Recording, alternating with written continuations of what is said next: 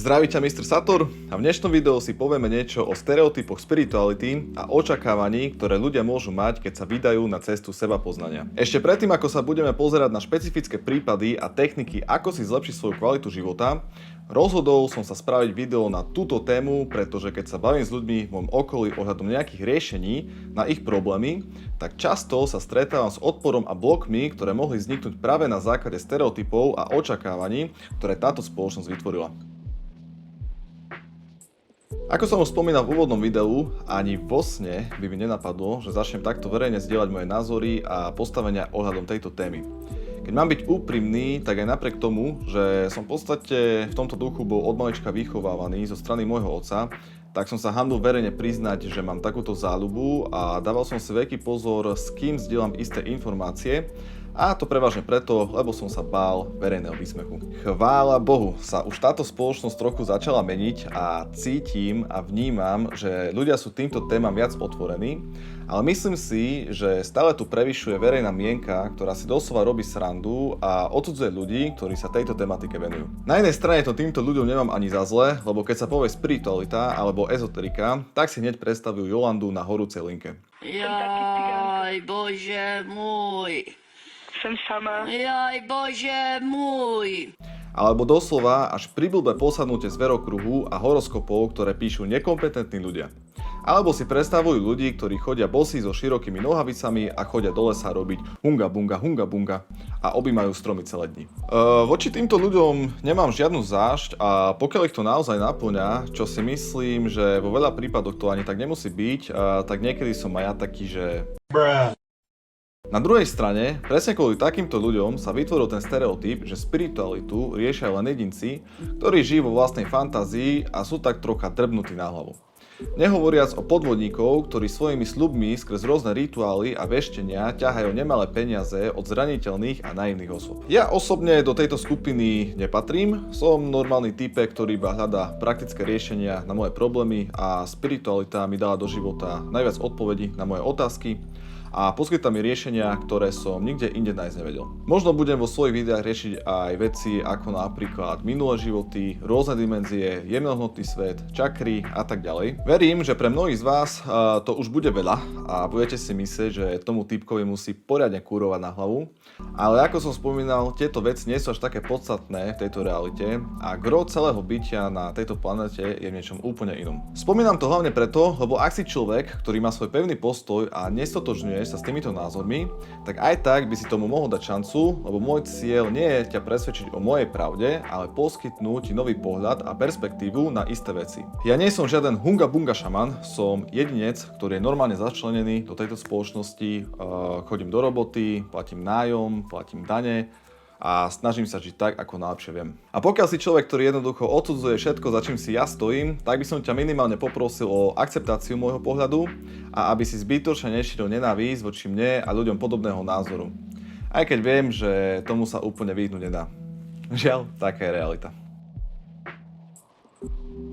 Podľa môjho osobného názoru mala moderná spiritualita najväčší boom v roku 2006, keď autorka Rhonda Byrne vydala dokument s názvom The Secret, čiže tajomstvo.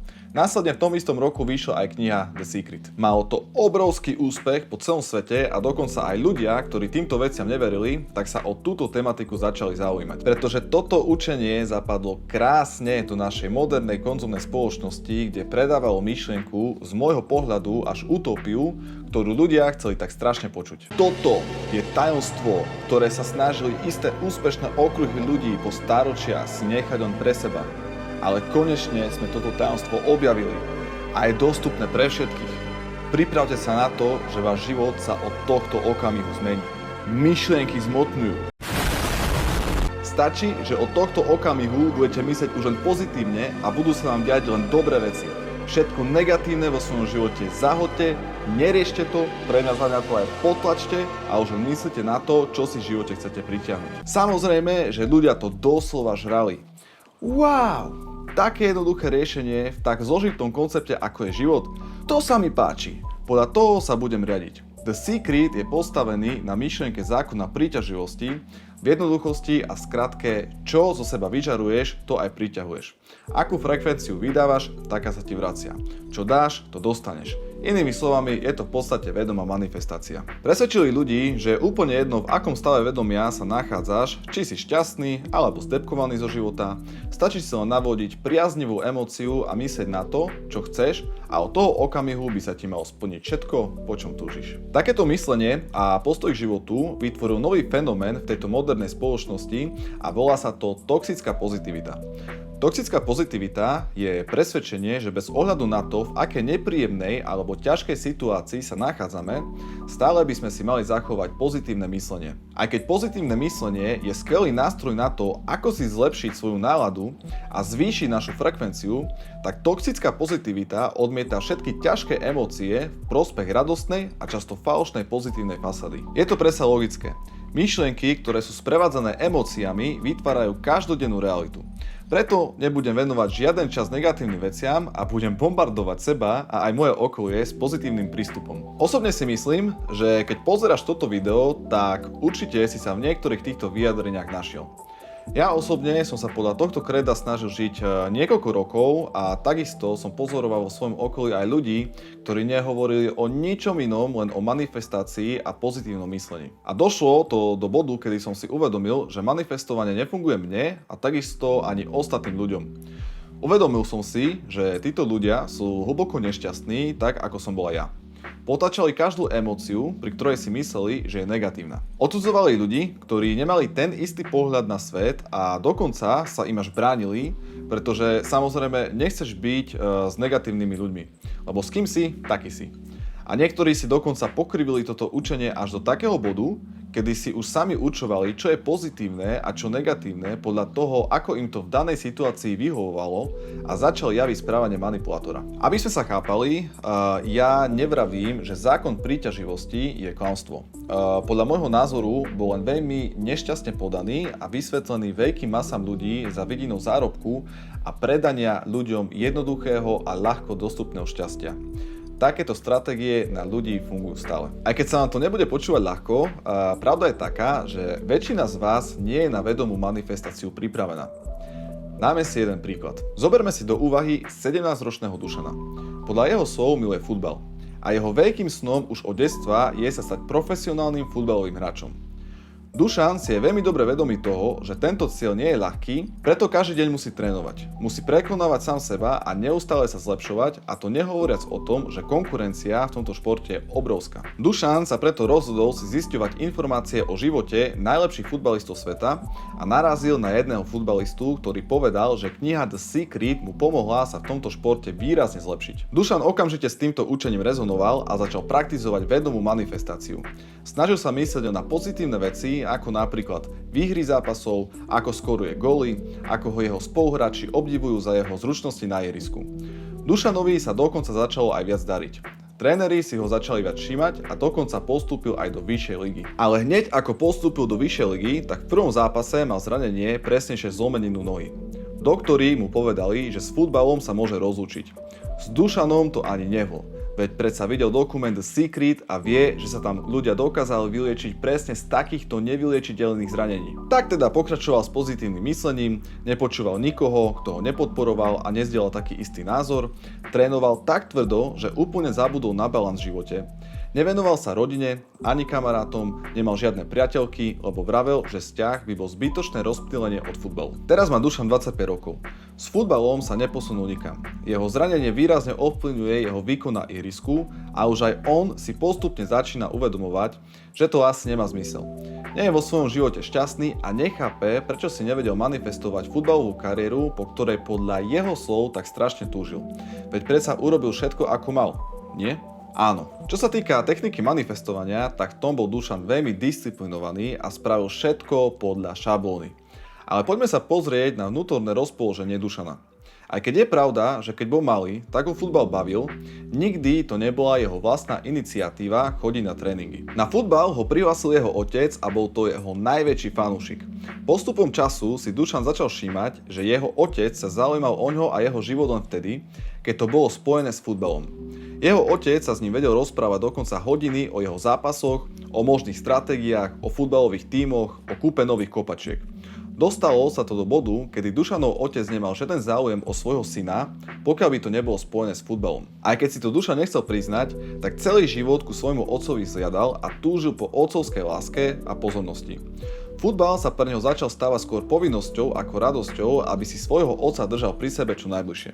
Keď sa rozhodol byť profesionálnym futbalistom, toto rozhodnutie nepochádzalo z lásky k tomuto športu, ale zo strachu, že keď tak neučiní, tak príde o svoj vzťah s otcom. Keď začal s vedomým manifestovaním, tak vo svojich myšlienkach si poväčšinou predstavoval svojho otca, ako bol v publiku. Ako mu fandí, ako mu vraví po úspešnom zápase, že je na ňo hrdý. Dokonca si v jeho myšlienkach predstavoval, ako mu vraví, že teraz, keď je slavný futbalista, tak ho mrzí, že sa mu nevenoval v detstve viac. Aj keď Dušan vedel na chvíľu zmeniť stav svojho bytia týmito myšlienkami, tak v skutočnosti bol väčšinu času vyčerpaný z nátlaku, ktorý ho jeho otec stále vystavoval a postupne prichádzal na to, že ho futbal už nenaplňa tak ako kedysi. No a tu zakročil vesmír, alebo Boh, alebo vyššie sily, názov nie je podstatný, ja v mojich videách tieto sily budem referovať ako vesmír. Čiže vesmír zakročil a keďže bol Dušan v odpore, o ktorom ani sám nevedel, tak sa mu prihodila zlomenina, ktorá mala ukončiť jeho futbalovú kariéru. Aj napriek tejto udalosti sa nepozastavil, nezamyslel sa nad svojimi životnými rozhodnutiami, nad svojimi vzťahmi, prečo sa mu deje to, čo sa deje a či je v skutočnosti šťastný. Napriek tomu sa Dušan rozhodol ešte viac pritvrdiť, byť toxicky pozitívny a vymanifestovať si futbalovú kariéru, aj keď ho to už nebaví a nerobí ho to šťastným. Aj keď urobil všetko ako mal, nikdy sa mu to nepodarilo. Tento príbeh o Dušanovi nemá poukazovať na to, že vedomá manifestácia neexistuje. Neslúži to ani na demotivovanie mladých ľudí ísť si za svojím snom, aj keď sa to na prvý pohľad tak môže javiť. Tento príbeh vyzýva nás všetkých sa poriadne zamyslieť, čo od života chceme ešte predtým, ako sa rozhodneme vedome manifestovať. Pretože sa môžeme pristihnúť, že celý náš život dávame energiu a prácu do niečoho, čo nám neprináša potešenie, ako napríklad Dušan. Tento príbeh nám ukazuje, že toxická pozitivita je reálna vec. Že neexistujú pozitívne a negatívne emócie, existujú len široké spektrum emócií. Niektoré sú príjemnejšie viac, niektoré zase menej, ale každá emócia v sebe nesie dôležitú informáciu pre náš osobný rast. Pri Dušanovi to bol pocit skľúčenia, ktorý zažíval pred, počas a hlavne po zápasoch, ktorý mu jasne dával najavo, že ho to nebaví a namiesto toho, aby si s touto emóciou sadol a prišiel na to, že futbal hrá len preto, aby mal bližší vzťah k otcovi, tak Dušan sa rozhodol túto emóciu potlačiť a myslieť pozitívne. Čiže nebuď ako Dušan. Ale nie, sranný pandy. Pointa je, že veľa z nás si sebe nesieme Dušana. Rozhodneme sa ísť cestou spirituality s vidinou dosiahnuť naše ciele a túžby a často máme mylné očakávania, že tento spôsob života nám prinesie len pozitívne skúsenosti. Pravda je však taká, že všetko, čo v tejto realite existuje, vzniklo za nejakým účelom. Či už to sú dobré alebo zlé skúsenosti, pozitívne alebo negatívne emócie, všetko v sebe nesie dôležitú informáciu pre náš osobný rast. Nebudem ti klamať, cesta za sebapoznaním je ťažká. Je to tá najťažšia životná cesta, pre ktorú sa môžeš rozhodnúť na tejto planéte a v tejto spoločnosti. Pokiaľ sa rozhodneš byť vo svojom živote autentický, úprimný ako k sebe, tak aj ku svojmu okoliu a začneš byť viac vedomý, tak život ťa postaví pred veľmi ťažké rozhodnutia. Na tejto ceste budeš čeliť svojim najväčším strachom a bolestiam. Môžeš prísť o dlhoročné kamarátstva, stretneš sa s výsmechom a odsudzovaním a pochybovaním z tvojho okolia. Môžeš prísť na to, že človek, s ktorým si strávil celý život v romantickom vzťahu, nemusí byť pre teba ten správny partner, alebo tvoja kariéra, pre ktorú si obetoval všetko, nie je pre teba vhodná, alebo sa ti zrútia všetky tvoje presvedčenia, ktoré o živote máš a list pokračuje. Samozrejme, že ťa nechcem strašiť, ale zaviazal som sa k sebe a tým pádom aj ku ostatným byť úprimný a ja sám som si v živote prešiel ťažkými a temnými obdobiami, ktoré vznikli na základe toho, že som sa rozhodol v mojom živote rásť. A klamal by som ti, keby som ti povedal, že spiritualita je len o pozitívnych veciach. Preto ťa vyzývam, aby si ešte pred manifestovaním svojej vysnívanej reality trochu spomalil a začal objavovať aj temné zákutia svojho vedomia, aby si začal chápať svoje potreby a túžby. Pretože často sa pozeráme na to, čo chceme a nie na to, čo naozaj potrebujeme. Prajem ti pekný zvyšok dňa.